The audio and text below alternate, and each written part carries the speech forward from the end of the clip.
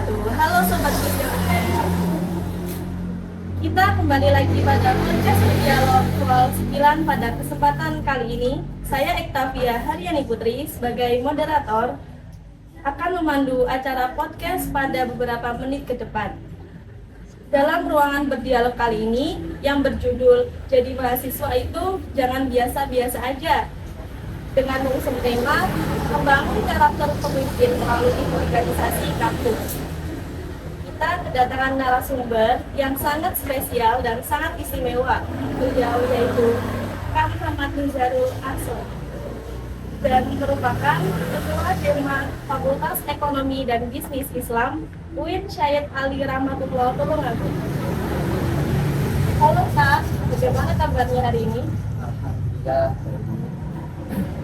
Ya teman-teman semua, kayaknya semakin gak sabar nih buat ngikutin perbincangan kali ini. Oke, kita langsung saja pada topik pertama.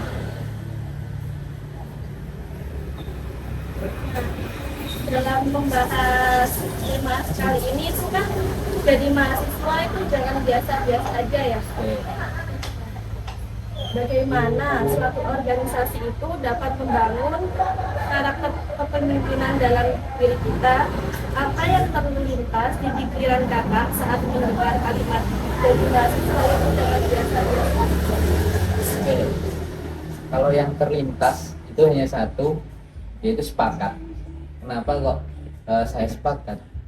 Jadi kita itu berkuliah, kita menempuh pendidikan di perguruan tinggi, sudah membayar mahal-mahal. Kenapa kok tidak lebih dari hanya belajar di kelas? Sedangkan di perguruan tinggi ini sudah disediakan ruang-ruang untuk berkembang, untuk belajar di luar kelas, mengasah kemampuan dan pengalaman kita di luar kelas. Nah, untuk apa tidak kita ambil kesempatan tersebut gitu? Sebenarnya sebagai mahasiswa itu sah-sah saja menjadi mahasiswa biasa-biasa saja gitu. Tapi untuk apa kita tidak mengambil peluang yang ada, kesempatan yang diberikan dan ruang-ruang yang sudah dibuat untuk berkembang? Tuh. Wah, jawaban yang sangat memotivasi ya Kak. Ngomong-ngomong soal jadi mahasiswa yang luar biasa, biasanya kan hal itu nggak lepas dari pengalaman berorganisasi ya. Nah, aku penasaran nih Kak. Dulu waktu awal masuk kampus, apa motivasi kakak untuk mengikuti organisasi dan memulai organisasi itu? Kenapa harus dimulai di kampus? Oke, berarti kita semacam sharing ya. Iya. Kalau boleh jujur, aku itu baru benar-benar masuk ke dunia organisasi itu ketika kampus. Ketika aku SMA itu aku belum mengikuti organisasi. Yang mengikuti organisasi itu satu, itu di lingkup pesantren, dan aku baru benar-benar aktif, sangat aktif di organisasi itu ketika di fase kuliah. Jadi hal-hal apa yang memotivasiku? Yang pastinya lingkungan sekitar, lingkungan keluarga, lingkungan pertemanan itu yang paling memotivasi. Nah, di luar ketika di luar keluarga itu sangat mendukung saya untuk berorganisasi, karena kakak saya, kemudian orang tua saya itu dulu adalah anggota sebuah organisasi. Pun di lingkungan pertemanan saya itu sangat banyak sekali teman-teman yang mendorong saya untuk aktif bekerja. Jadi lingkungan pertemanan juga sangat berpengaruh atas bagaimana proses kita di sebuah perkuliahan. Entah itu menjadi mahasiswa yang biasa saja, mahasiswa yang kuliah pulang saja, ataupun menjadi mahasiswa yang mencari kesibukan lain. Nah, gitu. Oke, menarik banget nih Kak. Ternyata memang ada banyak alasan kuat ya kenapa kita harus aktif di kampus. Tapi pastinya menjalani organisasi itu juga nggak lepas dari berbagai tantangan ya. Nah, kalau boleh tahu, bisa ceritakan tantangan terbesar selama menjadi pengurus organisasi dan bagaimana kakak mengatasinya tersebut? Oke, gini, di dalam sebuah organisasi itu kan tidak hanya terdiri dari satu ataupun dua orang saja. Iya. Sebuah organisasi itu kita jalankan atau bergerak bersama dengan beberapa orang oleh sekumpulan orang. Setiap orang berbeda-beda, memiliki keinginan yang berbeda-beda, pola pikir yang berbeda-beda, dan nafsu yang berbeda-beda pula di situ. Nah, tantangan terbesar dalam sebuah organisasi ini itu bagaimana menyatukan pola pikir yang berbeda ini tadi menjadi satu dan sejalan dengan organisasi kita. Nah, ini yang menurut saya sangat-sangat menguras energi karena kita mau nggak mau, siap nggak siap harus menurunkan ego kita sendiri untuk menyatukan semuanya gitu.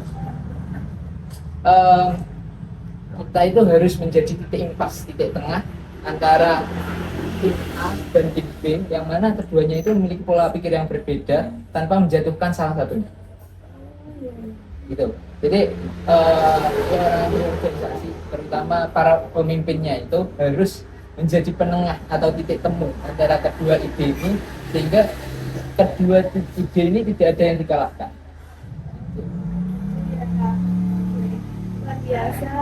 Nah, bagaimana proses belajar itu justru banyak datang dari pengalaman yang nyata ya Mbak Dia. Tuh. Ngomong soal proses tadi dalam membangun karakter seorang pemimpin, mana yang lebih penting, dari pengalaman atau teori menurut kakak? Oke, bagi seorang pemimpin lebih penting mana antara pengalaman dan teori ya? Ya. Maka saya akan mengatakan dua-duanya penting. Karena apa? Pengalaman itu akan menghasilkan teori. Gitu. Jadi orang yang memiliki pengalaman ketika kita sudah melakukan sebuah kegiatan, sebuah organisasi, dalamnya pasti akan ada yang namanya evaluasi. Apa yang menjadi titik masalah di situ. Sehingga di evaluasi tersebut itu kita akan mencari solusi bagaimana biar itu tidak terulang kembali. Nah, disitulah muncul sebuah teori yang mana itu adalah sebuah pengalaman yang sangat berharga. Berbeda lagi dengan teman-teman yang hanya di kelas, itu mereka hanya memahami teorinya saja, tapi tidak tahu bagaimana cara mengaplikasikannya. Nah, pengalaman itu akan menghasilkan teori, dan ketika pengalaman itu tidak dilakukan, maka akan memunculkan teori-teori itu. Jadi untuk teman-teman mahasiswa baru nantinya yang bertanya-tanya lebih penting mana pengalaman dan teori, maka yang paling awal pastinya adalah pengalaman, baru akan muncul sebuah teori. Jadi yang paling penting itu pengalaman dulu, baru teori, timbulnya memunculkan teori. ya, teori. Keren banget nih. Jadi ternyata keduanya punya peran yang begitu penting ya. Nah, kalau bicara soal mahasiswa baru nih, pasti mereka sedang mencari arah untuk memulai aktif dalam kampus. Nah, jika bisa memberi pesan kepada mahasiswa baru, apa yang ingin kakak sampaikan soal pentingnya organisasi? Oke, berarti ini targetnya untuk teman-teman mahasiswa baru. Iya, jadi motivasi dan untuk pesan dari mahasiswa baru. Nah, aku sendiri dari Fakultas Ekonomi Indonesia. Jadi saya akan mengandaikan ini sebagai emas. Jadi silahkan berproses dimanapun, kapanpun, dan bagaimanapun. Jadilah dirimu sendiri, berproseslah dimanapun, karena sejatinya tidak ada emas murni yang muncul tanpa digali, tanpa ditempa. Jadilah emas terbaik versimu, karena kalau hanya hidup, hewan pun juga hidup. Terus tetaplah bergerak meskipun merangkak, daripada diam dan tenggelam. Wah, sangat begitu bagus ya pesannya Kak, dan penuh semangat untuk adik-adik mahasiswa baru Yang pastinya adalah tantangan juga untuk tetap bisa jalan bareng antara akademik dan organisasi. Nah, bagaimana ya cara menyeimbangkan akademik dan organisasi agar keduanya itu berjalan dengan maksimal. Jadi enggak, oh ya akademik itu nanti sudah terlalu di akademik tapi nanti organisasinya turun gitu. Oke, jadi ini berdasarkan pengalaman dari sebelum-sebelumnya, seperti yang saya katakan tadi, bahwa pengalaman itu akan memunculkan sebuah teori. Jadi berdasarkan pengalaman teori-teori yang sebelumnya sering saya dengar, itu banyak teman-teman organisasi ataupun mahasiswa aktivis itu kurang dalam hal akademik. Nah, di sini saya mencoba mencari formula baru dari evaluasi tersebut gitu. Bagaimana agar organisasi dan akademik ini tetap seimbang, tetap berjalan satu sama lain secara beriringan. Nah, disitulah muncul sebuah formula. Kalau saya pribadi, formula saya itu bagaimana dalam setiap organisasi, dalam setiap kegiatan di sebuah organisasi itu tidak mengganggu dalam kegiatan akademiknya. Jadi saya selalu menjadwalkan bagaimana agar organisasi saya ini tidak mengganggu akademik saya. Kalau saya biasanya itu menjadwalkan di kalender HP agar menjadwalkan kegiatan organisasi itu selalu di kalender HP. Jadi nanti saya akan menimbang mana skala prioritas dari tingkat kerja.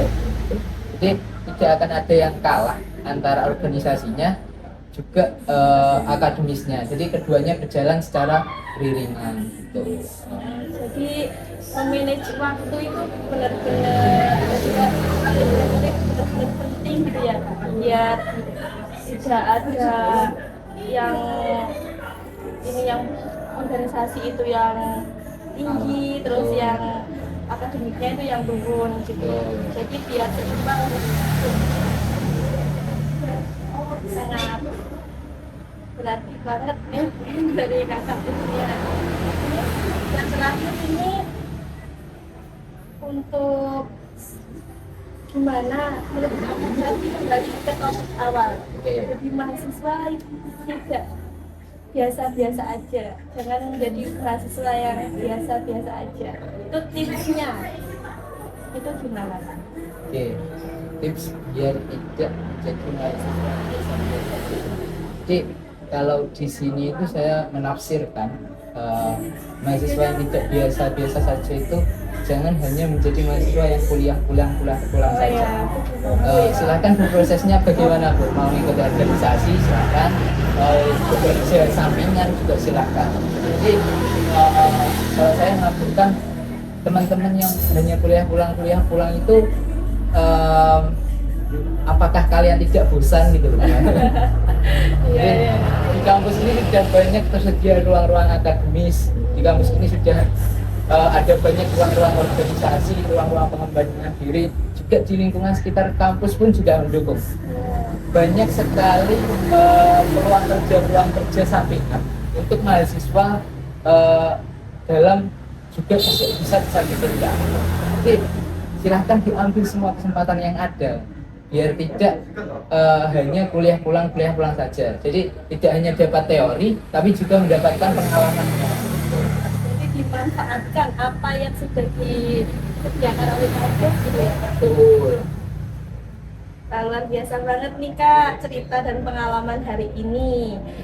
Kita jadi semakin sadar kalau jadi mahasiswa itu bukan cuma soal datang ke kampus dan pulang, tapi juga bagaimana kita membentuk diri jadi pribadi yang lebih baik, bertanggung jawab dan berkontribusi.